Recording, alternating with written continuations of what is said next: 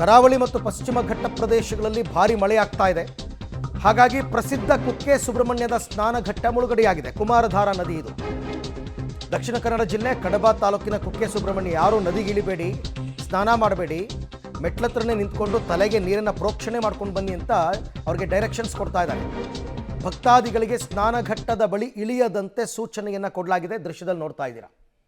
ಪ್ರತಿ ಮಳೆಗಾಲದಲ್ಲೂ ಕೂಡ ಕುಕ್ಕೆ ಸುಬ್ರಹ್ಮಣ್ಯದ ಸ್ನಾನಘಟ್ಟ ಮುಳುಗಡೆ ಆಗೇ ಆಗುತ್ತೆ.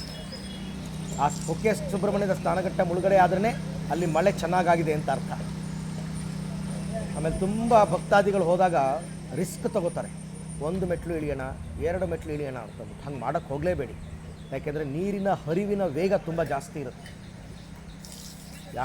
ಅಲ್ಲಿ ಕೆಲವು ಸಿಬ್ಬಂದಿಗಳನ್ನ ಅದಕ್ಕೆ ನೇಮಕ ಮಾಡ್ತಾರೆ. ಯಾವಾಗಲೂ ಅವರೆಲ್ಲರಿಗೂ ಎಚ್ಚರಿಕೆ ಕೊಡ್ತಿರ್ತಾರೆ, ಇಳಿಬೇಡಿ, ಮೇಲ್ಗಡೆನೇ ಸ್ನಾನ ಮಾಡ್ಕೊಳ್ಳಿ, ಘಟ್ಟದಲ್ಲಿ ಕೂತ್ಕೊಂಡು ಸ್ನಾನ ಮಾಡ್ಕೊಳ್ಳಿ ಬೇಕಾದರೆ. ಇದು ಸೇಮ್ ನನ್ನ ಪ್ರಕಾರ ಧರ್ಮಸ್ಥಳದಲ್ಲಿ ನೇತ್ರಾವತಿ ನದಿ ಪರಿಸ್ಥಿತಿನೂ ಹೀಗೆ ಇರುತ್ತೆ. ಅಲ್ಲೂ ಸ್ನಾನಘಟ್ಟಕ್ಕೆ ಇಳಿಬೇಡಿ ಅಂತ ಹೇಳ್ತಾರೆ. ಸುಬ್ರಹ್ಮಣ್ಯ ಮತ್ತು ಧರ್ಮಸ್ಥಳ ಎರಡೂ ಕಡೆಯಲ್ಲಿ ಮಳೆ ಆದಾಗ ಇದೇ ಪರಿಸ್ಥಿತಿ ಯಾವಾಗಲೂ. ಇನ್ನೂ ಮಳೆ ಜಾಸ್ತಿ ಆಯಿತು ಅಂದರೆ ನಗರ ಪ್ರದೇಶಕ್ಕೆ, ಅಂದರೆ ದೇವಸ್ಥಾನದ ಕಡೆಗೆಲ್ಲ ನೀರು ಹರಿಯುತ್ತೆ.